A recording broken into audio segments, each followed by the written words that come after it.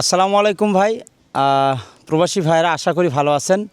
আমি আর এক বড় ভাই প্রবাসী ভাইয়ের সাথে এখন দাঁড়ায় আছি, তারই বাড়ির সামনে। আপনারা দেখতে পাচ্ছেন অনেক সুন্দর বাসা, অলরেডি পুরাতন বাসা বাট অনেক সুন্দর। আমি দেখলাম টিন শেড, সামনে বেলকনি আছে, বারান্দা আছে। তো এটাকেই উনি ডুপ্লেক্সে পরিণত করতে চাচ্ছেন। তার উদ্দেশ্যে আমি আসছি ভিজিট করতে সাইটে। তো অলরেডি বুকিং দিয়ে ফেলছেন উনি, ওনার সাথে কথা হয়ে গেছে। রুহুল আমিন ভাই, আমি এলাকার নামটা বলতেছি, ছোট চাপড়া মসজিদ, চিকাশি, ধনুট, বগুড়া। আমাদের বগুড়াতে প্রজেক্ট খুবই কম, আসলে বগুড়াতে প্রবাসী কম। বগুড়াতে অনেক কাজ কম হয়, তারপরও অনেক কাজ হয়েছে। তার মধ্যে দক্ষিণ অঞ্চলে যে পরিমাণ হয়, এখানে প্রবাসী কম হওয়ার কারণে খুবই কম। তো ভাই যেহেতু প্রবাসী, তো রুহুল আমিন ভাই কেমন আছেন? আলহামদুলিল্লাহ ভালো। আচ্ছা, আপনি তো সৌদিতে ছিলেন তাই না? জি, আমি সৌদিতে ছিলাম। আবার চলে যাবেন? জি, আমি চলে যাব। যে আমাদের যে বুকিং দিলেন, হ্যাঁ, আসলে কি মনে করে আমাদের দায়িত্ব দিয়ে চলে যাচ্ছেন নাকি কি মনে করে দিলেন? ওই রকমই মনে করেন। আমি অল্প দিনের ছুটিতে আসছি। আমার আপনাদের কাজ আমি এর আগেও দেখছি।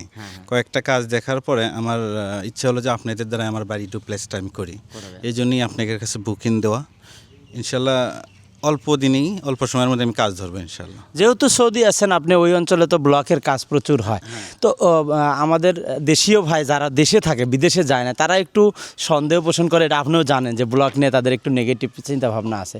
তো তাদের এসে দুটি কথা যদি বলতেন, যে আপনি ওখানে ব্লক দেখছেন, আমাদের ফ্যাক্টরিতে ওখানে গেছিলেন। আসলে আমি আগে যে সৌদি আরবে যে ব্লগ দেখছি, আমি কনফিউজে ছিলাম যে বাংলাদেশের ব্লগ হয়তো বা ওই রকমই হবে।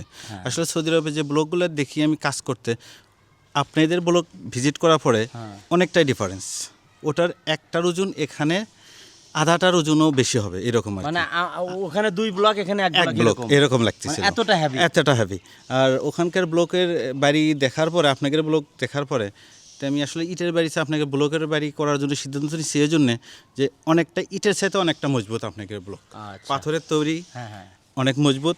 আর বিশেষ করে যেহেতু আমি জানি ব্লকের বাড়ি ভিতরে গরম হয় কম, ঠান্ডা থাকে বেশি। রোদটা বুঝতে পারতেছি, এই জন্য আসলে ব্লক। এখন কিন্তু আমরা দেখতেছি সিজন কিন্তু চেঞ্জ হয়ে গেছে। আগের বাংলাদেশ আর এখনকার বাংলাদেশ এক না। আগে হয়তো বা বাংলাদেশে ফ্যান ছিল না, কারেন্ট ছিল না, তারপরও বসবাস করা যেত, গাছগাছালি ছিল।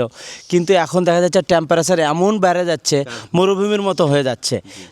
তো সেই হিসেবে টেম্পারেচার কন্ট্রোল করার জন্য ব্লকটা অনেকটা ইফেক্টিভ হবে, যে রুমের ভিতরে টেম্পারেচারটা কম লাগবে।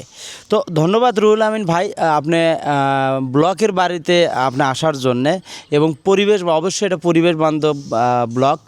আমরা সকল ভাইদের বলবো যে আপনি ব্লকের বাড়ি করলে দেশের, ইনডাইরেক্টভাবে দেশের উপকার করতেছেন, পরিবেশের ভারসাম্য রক্ষা হচ্ছে। যে পোড়ামাটির ইটে যে প্রচুর পরিমাণ মাটি, উর্বর মাটি নিয়ে যে ইট তৈরি করেছে, সেখান থেকে আমরা প্রতিবাদ করলাম, একটা প্রতিবাদ স্বরূপ এটা।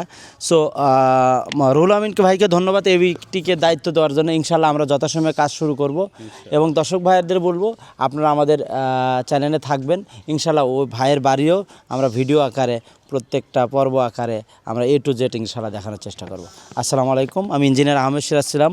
আমি লোকেশনটা আবার বলছিলাম, ছোট চাপড়া মসজিদ, চিকেশি, ধনুট, বগুড়া। ধন্যবাদ রুহুল আমিন ভাই। আচ্ছা, এটা আমরা বুকিংটা কনফার্ম হলো। ড্রয়িংটা মোটামুটি কনফার্ম হয় নাই, আমরা পরবর্তীতে ড্রয়িংটা ওনাকে হোয়াটসঅ্যাপে পাঠিয়ে দেবো।